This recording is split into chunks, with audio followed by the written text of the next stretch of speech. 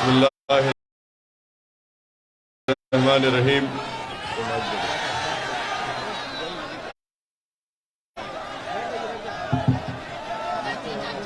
अस्सलामु अलैकुम वरहमतुल्लाहि वबरकातुहू।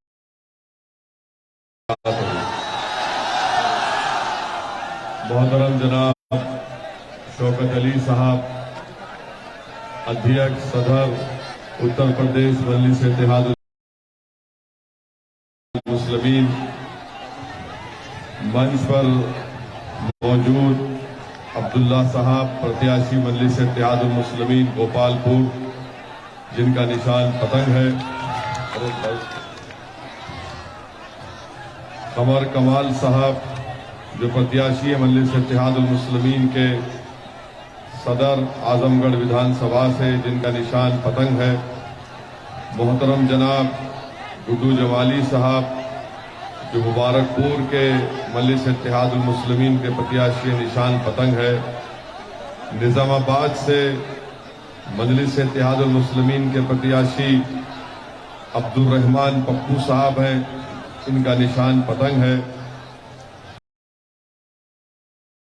सिगडी से हमारे जन अधिकार पार्टी के हमारे भाई पंकज वोरिया साहब प्रत्याशी हैं, गैस का सिलेंडर इनका निशान है, महनगर से करमवीर आजाद साहब हैं, दीदारगंज से जावेद साहब हैं, फूलपुर पवाई से जन अधिकार पार्टी के योगेंद्र सिंह साहब हैं और लालगंज से रिपु सुदम मौर्य प्रत्याशी है। आप तमाम का बेहद शुक्रिया कि आपने अपना कीमती वक्त निकालकर आज के जनसभा में आपने शिरकत की। मैं आपका बेहद शुक्रिया अदा करता हूं कि आपने अपना वक्त निकालकर आज यहां पर आए। आखिरी मरहले की मतदान की आज आखिरी इंतखाबी जलसा है, जनसभा है।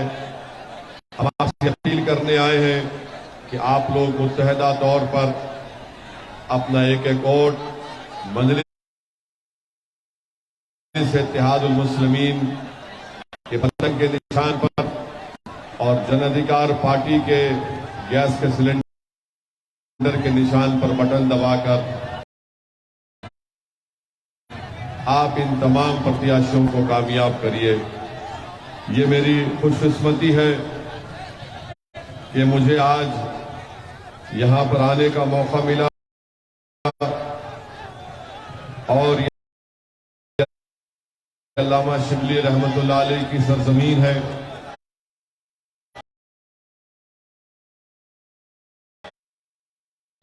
और मैंने बरसों पहले अल्लामा शिबली रहमतुल्लाह अलैह की सीरतुन नबी की किताब को पढ़ा।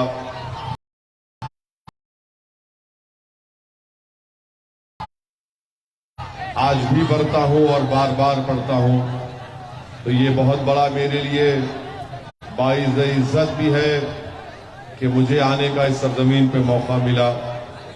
मेरे अजीज दोस्तों और बुजुर्गों, हम आपको ये पैगाम देने आए हैं कि जिस समाज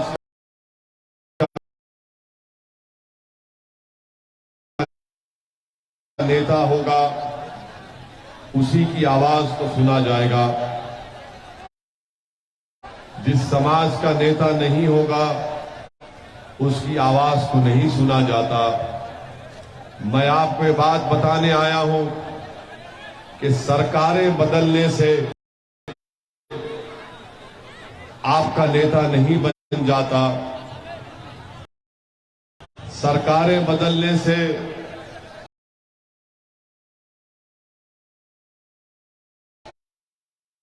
ये लड़ाई नेता बनाने की है। विकास के नाम पर लोग वोट मांगते हैं, मगर विकास का मतलब ये नहीं हो सकता कि आप अपने ख्वाबों को चूकनाचूर कर दें, आप अपने घर को बर्बाद कर दें, आप अपने बच्चों को शिक्षा से महरूम कर दें, आप नौजवानों को रोजगार से महरूम कर दें, आपकी बस्ती और आपके गांव में कोई विकास का काम ना हो। तो मैं आपसे अपील कर रहा हूं कि आप जरूर विकास के नाम पर वोट दीजिए, आप जरूर अपना मतदान का इस्तेमाल करिए, मगर याद रखिए ये आप अपने नेता को जब तक नहीं बनाएंगे, आप अपनी आवाज उत्तर प्रदेश के विधानसभा में नहीं भिजाएंगे, गरीब, कमजोर, अति पिछड़ा, अल्पसंख्यक समाज से इंसाफ नहीं होता। जो लोग आपसे कह रहे हैं कि समाजवादी को वोट दे दो, बसपा को वोट दे दो, बीजेपी को हराना है, यकीनन बीजेपी को हराएंगे, मगर कल तक आपके दरमियान में विकल्प नहीं था, मुतबादिल नहीं था। आज मुतबादिल के तौर पर, विकल्प के तौर पर ओवैसी और कुशवाहा आपके दरमियान में है। ये आपका विकल्प होना चाहिए। हम आपसे अपील कर रहे हैं कि आप ओवैसी और कुशवाहा के हाथ को मजबूत से कोई छुटकारा दिला सकता है तो ओवैसी और कुशवाहा छुटकारा दिला सकते हैं। इसलिए हम आपसे अपील कर रहे हैं कि आप अपने वोट का सही इस्तेमाल करिए। लोग बहुत बड़ी बड़ी दावे करेंगे कि सरकार हटाना है, सरकार हटाना है। अरे भाई, सरकार कौन हटाएगा? अखिलेश हटाएगा, जो 2019 में बहन जी के साथ मिलकर चुनाव लड़ा, तब भी बीजेपी के 65 के करीब सांसद कामयाब हो गए। क्या बसपा और सपा हराएंगे? जब 5 साल पहले अखिलेश और राहुल गांधी मिले तब भी बीजेपी जीत गई। आपसे हम अपील कर रहे हैं कि आप पहले अपने घर में चिराग करिए, अपना नेता बनाइए, ताकि ये आगे जाकर उन तमाम ताकतों से लड़कर आपको इंसाफ दिला सके। मगर आपके दिलो दिमाग में समाजवादी के लोग ये बात दे रहे हैं कि ये आपको सरकार को हटाना है। अरे याद रखिए, समाजवादी में इतनी ताकत नहीं है, इतनी काबिलियत नहीं है, इतनी बहादुरी नहीं है कि वो योगी और नरेंद्र मोदी की आंख में आंख डालकर आपकी तकालीफ को बयान कर सके। मेरे अजीज दोस्तों और बुजुर्गों, आप जानते हैं कि बलरियागंज में आप तमाम ने मिलकर CAA-NPR के खिलाफ एहतजाज किया था ना? आप सबने प्रदर्शन किया था CAA-NPR NRC के खिलाफ। 19 लोग गिरफ्तार भी हुए, जेल को गए। और हम आपको बता रहे हैं कि जब पार्लियामेंट में यही कानून नरेंद्र मोदी की सरकार ने लाया तो हमने भारत के संविधान का हवाला देते हुए कहा कि जो कानून मजहब की बुनियाद पर बनाया जाता है वो अंबेडकर के बनाए हुए संविधान के खिलाफ है। जो कानून मजहब की बुनियाद पर भारत की शहरियत को देता है वो संविधान के फंडामेंटल राइट के खिलाफ है। और सारी दुनिया ने देखा कि असदुद्दीन ओवैसी ने नरेंद्र मोदी के 300 MP के सामने नरेंद्र मोदी और अमित शाह की आंखों में आंखें डालकर हमने उस कानून को फाड़ कर बता दिया कि कानून संविधान के खिलाफ है। मेरे अजीज दोस्तों और बुजुर्गों, क्या समाजवादी और बसपा में इतनी हिम्मत थी कि वो पूरी पार्लियामेंट में इस कानून की कॉपी को फाड़ सके? नहीं फाड़ सके। और दावा करते हैं बड़ी बड़ी मोहब्बत का समाजवादी पार्टी के लोग। यही समाजवादी पार्टी का मुख्यमंत्री था अखिलेश। जब मुजफ्फरनगर का कांड हुआ, 50,000 लोग अपने घरों से बेघर हो गए, कैंप में जिंदगी गुजार रहे थे। क्या कोई समाजवादी का या बसपा का नेता गया जो आज आपके दरमियान में आकर कहती है कि कौम कौम कौम के नाम पर वोट दो? जब उन कैंपों में गरीब मुसलमान सर्दी में ठिठर ठिठर कर अपनी जिंदगी गुजार रहा था, मैं एक नहीं ऐसे कई कैंपों में गया और लाखों रुपए की इमदाद उन कैंपों में जाकर उन जिम्मेदारों को दिया जिनके पास सर्दी में ओढ़ने के लिए, पहनने के लिए कपड़े नहीं थे। उस वक्त अखिलेश यादव सैफई में मुंबई से फिल्म स्टार को बुलाकर नाच गाना देख रहे थे, जब आपका भाई मुजफ्फरनगर का सर्दियों में कैंप में रह रहा था। बताओ, जो आज समाजवादी पार्टी को वोट देने की बात कर रहे हैं, मेरे भाई, मेरे दोस्तों, मेरे बुजुर्गों, मैं थाली मारने के लिए नहीं कह रहा हूं आपसे, या नारा लगाने के लिए मैं उम्मीद नहीं कर रहा हूं कि आप बोलेंगे। मैं आपको एक पैगाम दे रहा हूं कि समाजवादी पार्टी ने जब सत्ता में अखिलेश मुख्यमंत्री थे, सैफई में नाच गाना हो रहा था और मुजफ्फरनगर के 50,000 मजलूम लोग सर्दियों में अपनी कैंप में जिंदगी गुजार रहे थे। कहां थे अखिलेश यादव और कहां थे इन विधानसभाओं में लोग आकर जो कह रहे सरकार बदलना है, मुसलमानों एक हो जाओ, कौम कौम की बात करने वालों, क्या तुम्हारा जमीर मर चुका है? क्या तुमको याद नहीं आई जब तकलीफ उन बच्चियों की जो तुम्हारी बेटियां भी हो सकती थी, जिनका बलात्कार किया गया, इबादत गाहों को आज भी वीरान करके रख दिया गया, जिन घरों में बच्चों के खेलने कूदने की आवाजें आती थी, आज वो घर आज भी वीरान पड़े हुए। पूछो इन लोगों से। बल्कि आज अगर अखिलेश आ रहे हैं, मैं अखिलेश को चैलेंज कर रहा हूं, बताओ अखिलेश, क्या मुजफ्फरनगर का कांड में तुमने इंसाफ किया? नहीं किया तुमने इंसाफ। मेरे अजीज दोस्तों और बुजुर्गों, हम आपको एक और मिसाल दे रहे हैं। गोरखपुर में गुप्ता साहब, जिसको पुलिस कस्टडी में पुलिस ने मार दिया, हमने भी उसका कंडेम किया, मगर अखिलेश और योगी आदित्यनाथ गुप्ता साहब के परिवार के पास पहुंच जाते हैं। योगी 50 लाख का चेक देते हैं, अखिलेश यादव 21 लाख का चेक देते हैं, और वही कासगंज की पुलिस स्टेशन में पुलिस की कस्टडी में एक बच्चे को खुदकशी कर लिया इल्जाम लगाते हैं, फांसी दे दी गई उसको।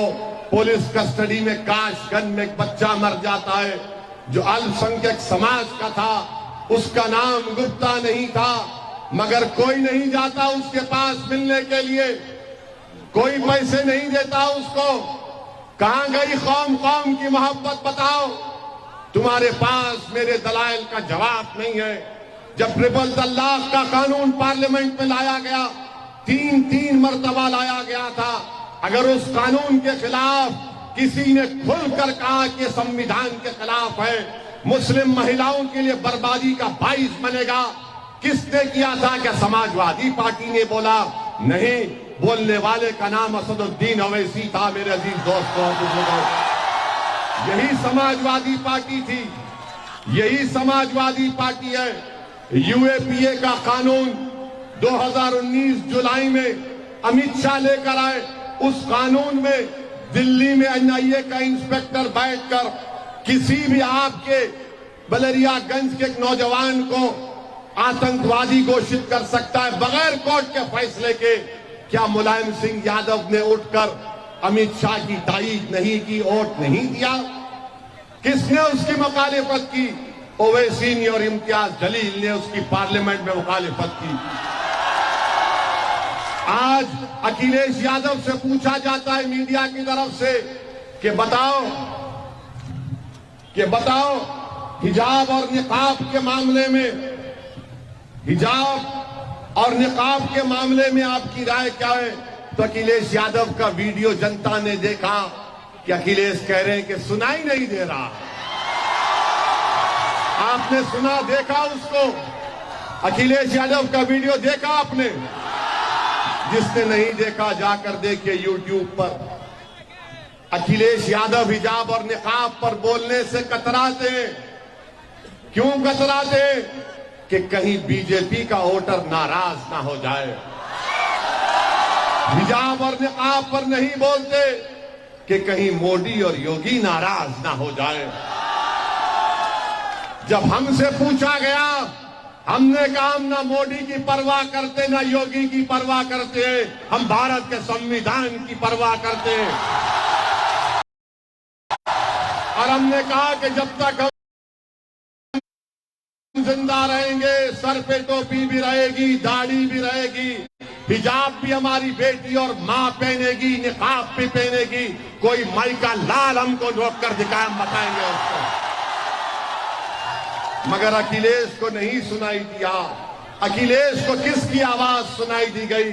उस वाहियात शख्स की आवाज सुनाई दी जिसने योगी आदित्यनाथ की मौजूदगी में, जो हिंदू युवा वाहिनी का मेंबर था, जिसने मन से अपने भाषण में कहा कि मेरा बस चले तो मैं मुसलमान कब्रिस्तान से मुस्लिम महिलाओं की लाशों को निकालकर उनकी अस्मत रेजी करूं, उनका बलात्कार करूं। आज वो शख्स अखिलेश के बाजू में खड़ा हुआ है। बताओ कौम कौम की बात करने वालों, अगर तुम्हारी मां के बारे में कोई कहता जो दुनिया में नहीं है कि तू उसको खबर से निकाल कर ऐसा करूंगा, बताओ तुम्हारे में इंसानियत मर चुकी है। तुम बात करते हो सरकार बदलेंगे, क्या तुम्हारी मरी हुई मां की, तुम्हारी बहन की इज्जत नहीं है? कहां मर गया तुम्हारा जमीन?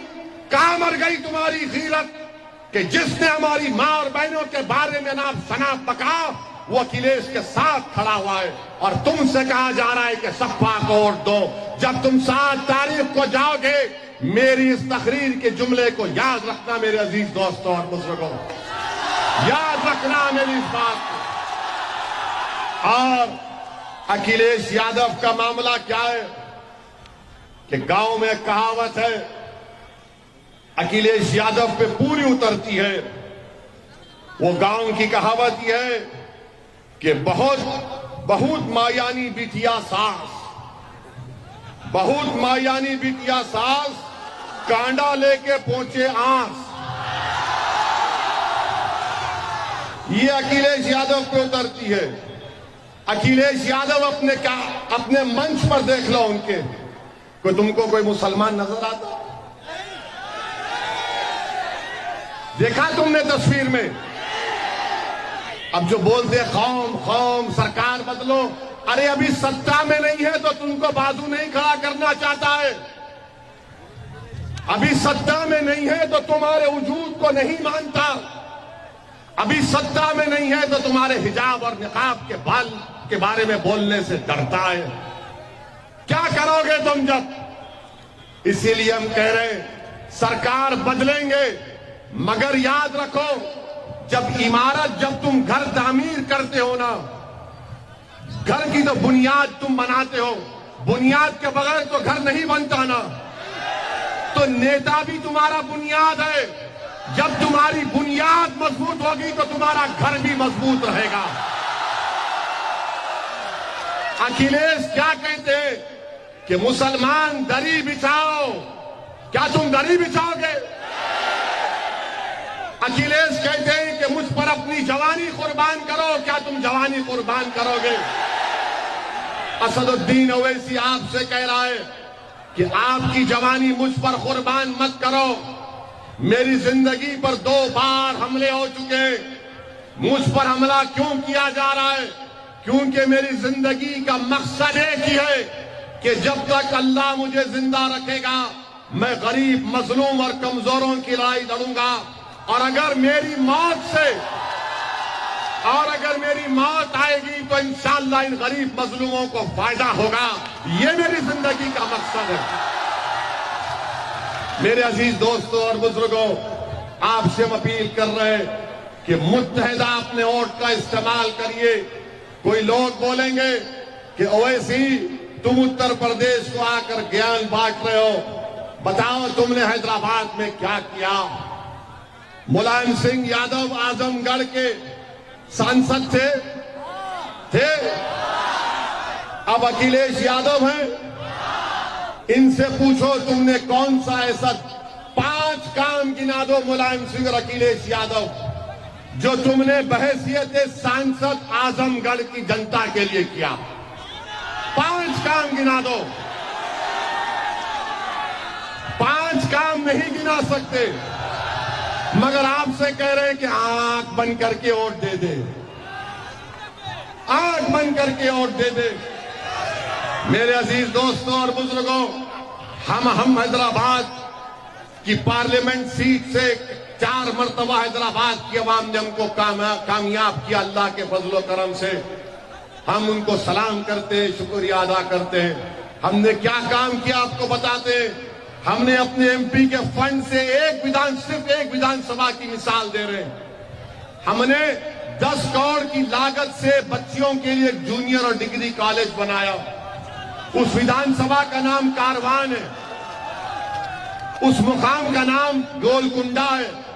उसमें बच्चियां पढ़ती हैं, कोई हिजाब पहनकर पढ़ती है, कोई बगैर हिजाब पहन के 100 से तकरीबन 500-600 बच्चियां रोज आती हैं, पढ़ती हैं वहां पर। ये काम हमने किया। कोई पूछेगा चलो तुमने शिक्षा में किया, तुमने क्या ड्रेनेज की लाइन का काम किया। उसी विधानसभा में आप देखेंगे आज से 15-20 दिन के बाद 280 करोड़ की लागत से एक नई ड्रेनेज की लाइन डाली जाएगी पूरे विधानसभा में, खाली एक विधानसभा में। यह काम हमने किया एक विधानसभा की। लोग बोलेंगे ठीक है, तुम्हारी पार्टी ने क्या किया। हमारी पार्टी ने क्या किया हम बताते हैं आपको।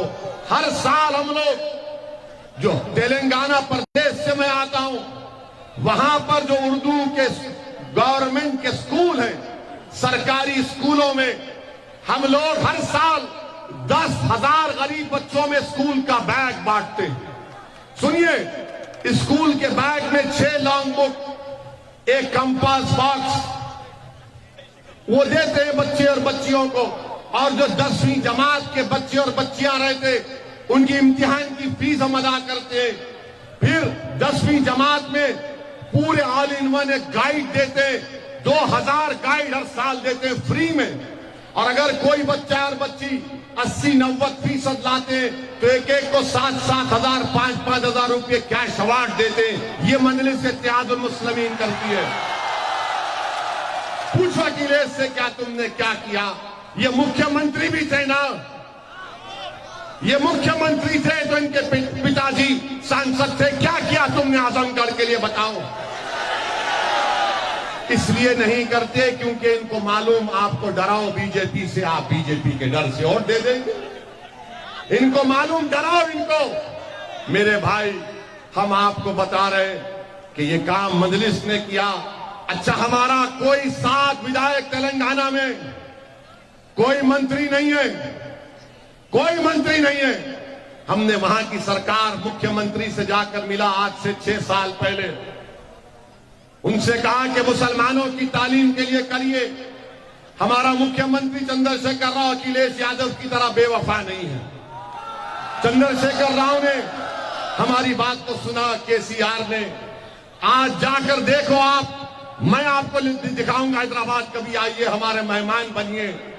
हमने हैदराबाद बल्कि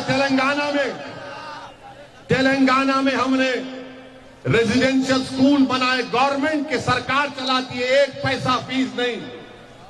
6ठी जमात से 12वीं जमात तक फ्री में तालीम, खाना फ्री में, बच्चियों का स्कूल अलग, उनका हॉस्टल अलग, लड़कों का स्कूल अलग, हॉस्टल अलग। कितने बच्चे पढ़ते मालूम आपको उसमें? मुसलमान बच्चे और बच्चियां 85 हजार पढ़ते हैं, 85 हजार पढ़ते हैं। पूछो इन लोगों से क्या किया आपके लिए, जो जाकर कह रहे हैं कौम के नाम पर वोट दो, सरकार को हटाना है, इनको भगाना है। अरे तुम क्या, हम क्या वोट डालने वाली मशीन है? क्या हमको शिक्षा की जरूरत नहीं है? क्या हमको रोड की जरूरत नहीं है? क्या हमको हमारे बेटी और बेटियों को कॉलेज की जरूरत नहीं है? क्या हमको ठेकेदारी में हिस्से की जरूरत नहीं है? तो अखिलेश बोलेंगे बीजेपी को हराना है, वोट डाल। बाबा को जाके बोलेंगे मुख्यमंत्री को, तो बाबा बोलेंगे मुल्ला जी पढ़ेंगे, मैं हवा निकाल दूंगा। और बाबा जी कह रहे हैं कि 10 मार्च के बाद आजमगढ़ की हवा निकालूंगा।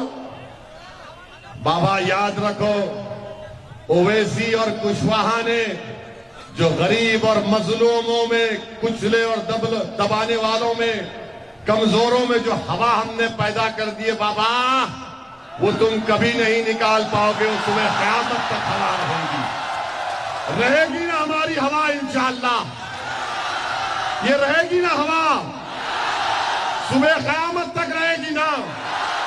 7 तारीख को भी हवा हमारी रहेगी ना। किसकी हवा रहेगी 7 तारीख को बताओ? पतंग की हवा रहेगी ना, गुड्डू जमाली की हवा रहेगी ना, अब्दुल्ला की हवा रहेगी ना। तो इस हवा को बरकरार रखो नौजवानों। अब इस पर भी अखिलेश के लोग बोलेंगे। ये ओवैसी के भाषण को सुनकर नौजवान जज्बाती हो जाता है।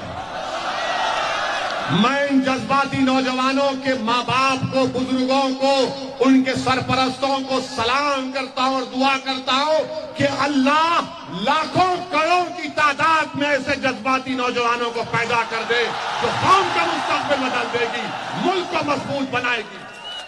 आज जज्बात की जरूरत है, आज जज्बात की जरूरत है, डरने की जरूरत नहीं है। हिकमत का तकाजा यह हिकमत का तकाजा यह है कि तुम बेबाक और बेखौफ होकर मतदान में अपना वोट डालो। आज बीजेपी हर महाज पर नाकाम साबित हो चुकी है। नौकरी नहीं दी बीजेपी ने नौजवानों को कहा था 70 लाख नौकरी दी जाएगी।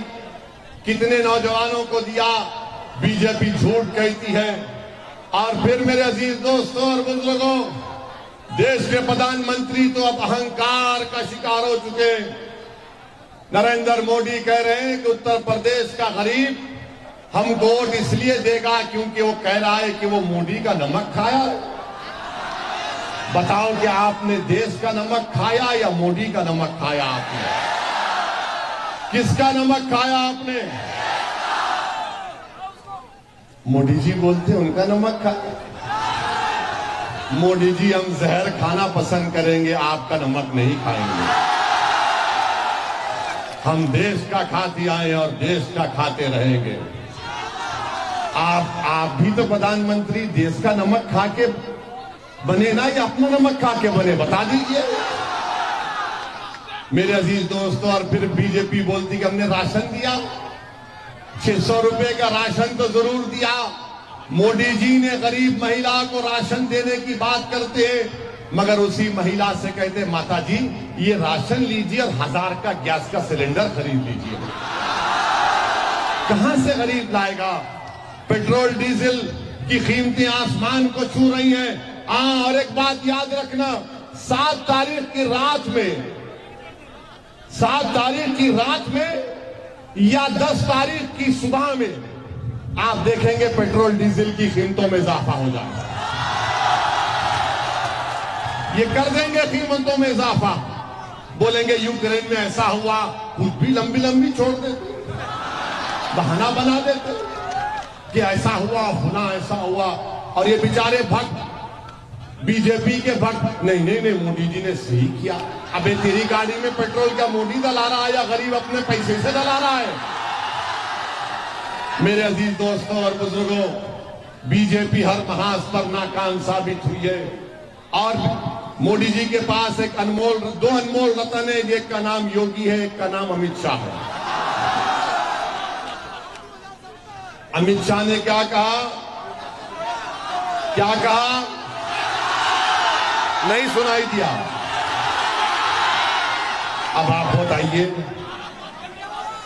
आप बताइए कैसे अनमोल रतन है? मोदी जी और बीजेपी को मुगलों से बड़ी नफरत, मगर अकबर बादशाह के पास दरबार में 40 अनमोल रतन थे। हमने तारीख में पढ़ा। मोदी जी के पास तो उससे बढ़कर है। एक शाह है, एक योगी है। एक बोलता है हवा निकाल दूंगा, एक कहता है कि मई और जून में बर्फ ला लूंगा। अरे भाई, पानी पीने के पानी का इंतजाम तुमने नहीं किया।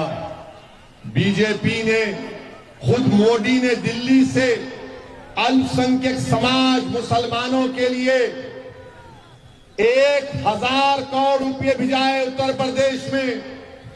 किस लिए?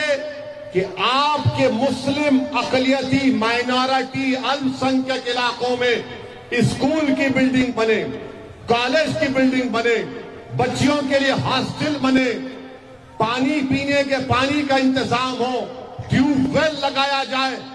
आपको मैं बता रहा हूं कि उस 1000 करोड़ में से योगी आदित्यनाथ और बीजेपी की सरकार ने 60 करोड़ रुपए खर्चा नहीं किए।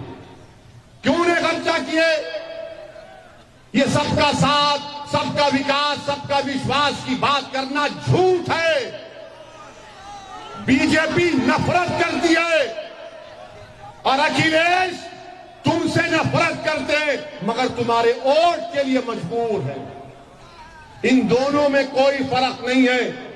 एक खुला आपका दुश्मन है और एक दोस्तनुमा कातिल है। मेरे अजीज दोस्तों और बुजुर्गों, हम आपसे अपील कर रहे हैं कि आप 7 तारीख के दिन आप एक वोट का सही इस्तेमाल करिए। आप 7 तारीख के दिन एक वोट का सही इस्तेमाल करिए। डरने और घबराने की जरूरत नहीं है। हम पर भी हमला हुआ।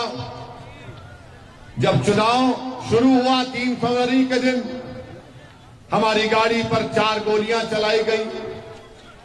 योगी ने कहा कि माफिया खत्म हो गया, मगर मेरे भाई ये हम पर जो गोली चलाए वो किस बाप की नाजायज औलाद थी? वो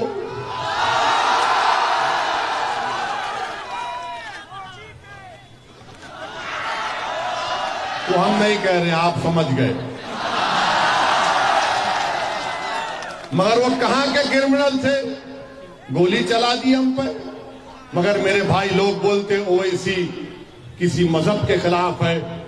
जब किसी पर गोलियां चलाई गई तो हमने पार्लियामेंट में किसी समाज के बारे में बोला? किसी के बारे में बोला हमने ये पूछा कि इनको कट्टरपंथी कौन बनाया, कौन इनके हाथ में बंदूक को थाम दिया, कौन इनके दिलों से संविधान की इज्जत को खत्म कर दिया? ये कौन है वो लोग जो बैलेट पर नहीं गोली पर भरोसा रखते हैं? और हम आपको बता रहे हैं कि उस वक्त से आज तक हम पर बहुत दबाव पड़ा। हमारे घर वाले, हमारे दोस्त, हमारे खानदान के लोगों ने कहा कि तुम्हारी जान को खतरा है।